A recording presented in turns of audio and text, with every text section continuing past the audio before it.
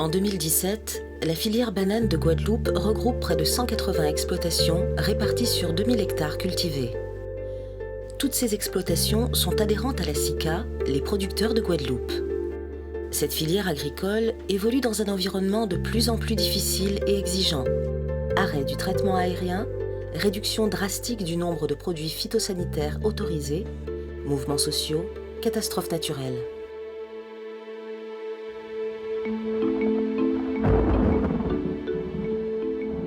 Durant la nuit du 18 au 19 septembre 2017, la Guadeloupe a subi la colère de l'ouragan Maria. Les vents moyens ont été évalués entre 150 et 200 km/h, avec des rafales de vent dépassant les 300 km/h. La totalité de la saule bananière a été anéantie.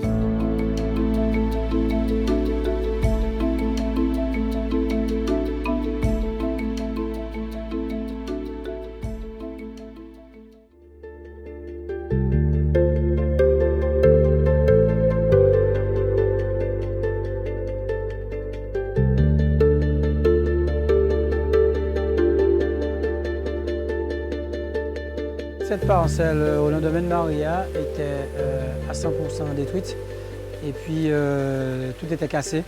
On a dû reprendre toutes les parcelles une après les autres en faisant du cyclonnage. Il consiste à supprimer le pied porteur qui était abîmé et à récupérer le rejet qui arrivait après. Et après le cyclone au mois de mars-avril, nous avons recommencé les récoltes, avril-mai. Et toutes les parcelles ont bien repris. Et aujourd'hui, toutes les parcelles qui ont été reprises ont déjà été récoltées. Aujourd'hui, on aura pratiquement atteint nos objectifs pour l'année.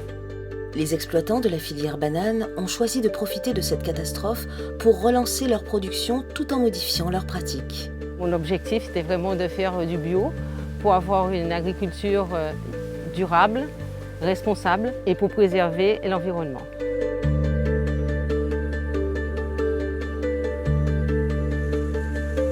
La conversion a consisté au départ à revoir toutes les techniques culturales, la maîtrise de l'enherbement fait avec la débroussailleuse et le gyroboyeur, et au niveau de la gestion du traitement pour la cercosporiose, uniquement avec de l'effeuillage. Dans ma façon de faire et dans mon état d'esprit, oui, ça a changé beaucoup de choses. Je me sens beaucoup mieux dans cette technique culturelle et surtout que je vois les effets sur les bananiers où j'ai des beaux régimes et j'ai un rendement qui est correct. Monsieur Dauberton, exploitant sur 5 hectares 70 à Capesterre-Belle-Eau, nous explique comment il a su adapter son mode de production face à l'arrêt de certains herbicides. Parce qu'au niveau de l'herbicide, tel a venu changer. Et la vie n'a pas passé moins d'herbicide. Pour que parcelle là, il est là, c'est zéro herbicide. On va pas passer d'herbicide là-dedans encore. Donc pas de problème. Même au niveau de l'engrais, qui veut dire quoi passer l'engrais va retirer la pile à tomber, pas de problème au niveau de l'engrais. L'engrais va rester là. Au début, ça a demandé beaucoup d'entretien. Parce qu'il faut tirer ces herbes là. Il a poussé la pipe par machin. Donc ça a demandé beaucoup d'entretien au début, beaucoup même. Mais après, une fois, on va venir. Il commence à être tout partout. À un moment là, ça n'est pas vrai efficace. Mais on est pour être 2-3 mois, pour pas sentir mal. Et bien, quand on a commandé ma présence, c'est passer mes à dents, tirer des herbes de temps en temps, il bat mon ballon. Comme chez Sidoine, ces couverts végétaux se multiplient dans le paysage agricole, sous les bananeraies, en jachère.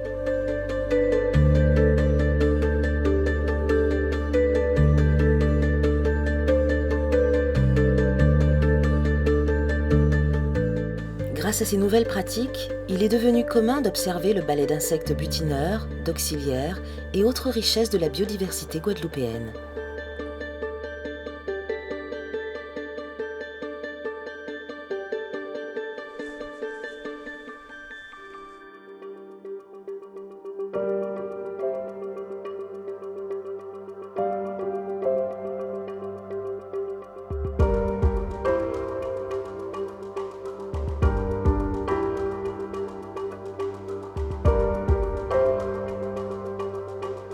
Des techniques innovantes sont généralisées via des formations pour améliorer la qualité des fruits attendus.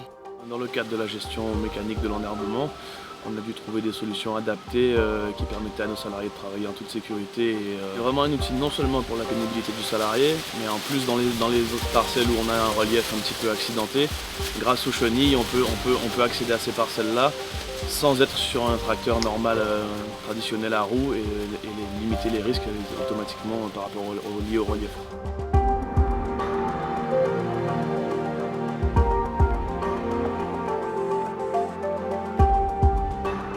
Le charançon, c'est un ravageur des bananeraies et la méthode consiste à mettre le piège. C'est une méthode de lutte biologique.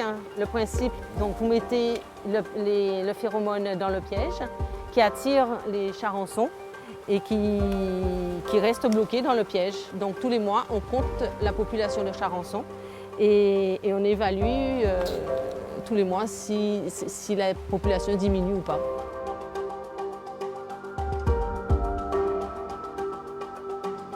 Un accent particulier est porté sur la lutte mécanique contre les cercosporioses, fléau de la banane.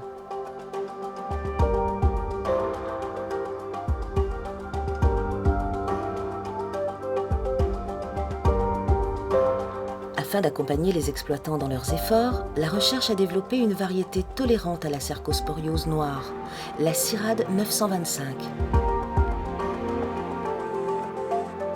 Nous la retrouvons sur certaines exploitations afin de tester son potentiel en conditions réelles et ainsi offrir un avenir durable à la culture de la banane aux Antilles.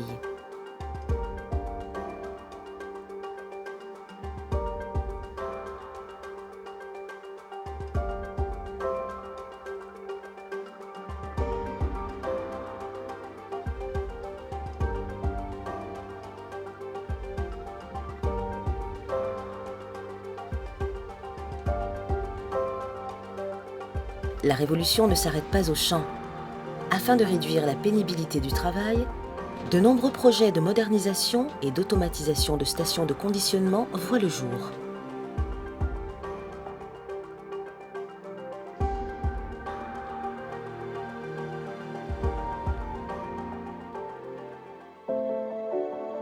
Madame Béhari Claudie, exploitante sur 4 hectares 74 à Capesterre-Belle-Eau, est le visage d'un nouveau projet filière, la banane française équitable.